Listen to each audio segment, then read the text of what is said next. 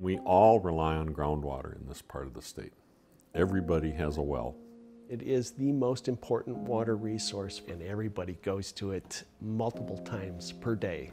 You know, whether it's for your coffee or your baby formula or your tea or whatever. You can be a trout fisherman, you can be a Mississippi River fisherman, but when it comes to your kitchen tap and your kids' health, you know, people are really tuned into that. They understand that real well. You don't have to explain that to them. They know that perfectly well.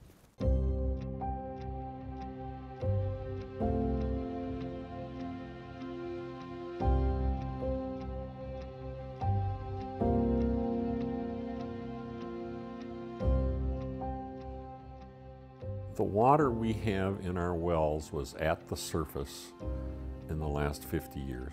There's a lot of fractures in the limestone. There's a lot of voids. You can see how that gets hollowed out in a hurry. And it's susceptible to anything we put on the surface. The surface water is the groundwater, is the surface water. It's all connected. This landscape is very fragile. It's very wet. It can be very bountiful, but it has to be taken care of.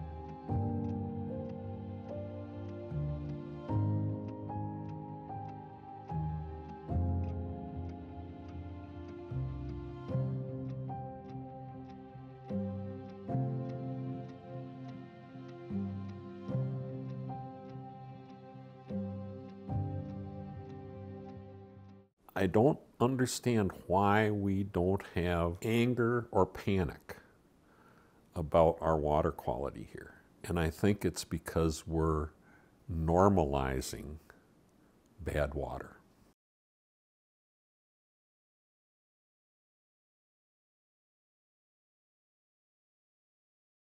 Well owners are on their own.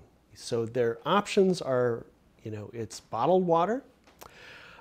It's a new source of drinking water, or it is some type of treatment. Look at my well is going to be a $30,000 replacement to my well. Or look at our community health.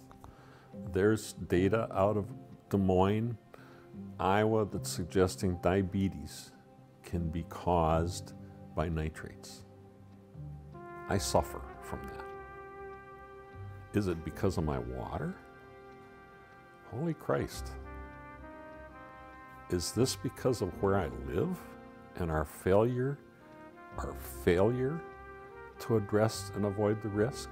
I would think that good science and good information would dictate whether or not that certain industrial farming practices be allowed in certain areas. I don't hear that coming from the MPCA. State agencies have got to acknowledge that these voluntary measures that we have spent hundreds of millions of dollars promoting, implementing, researching, monitoring, you name it, have not worked. They just simply have not worked.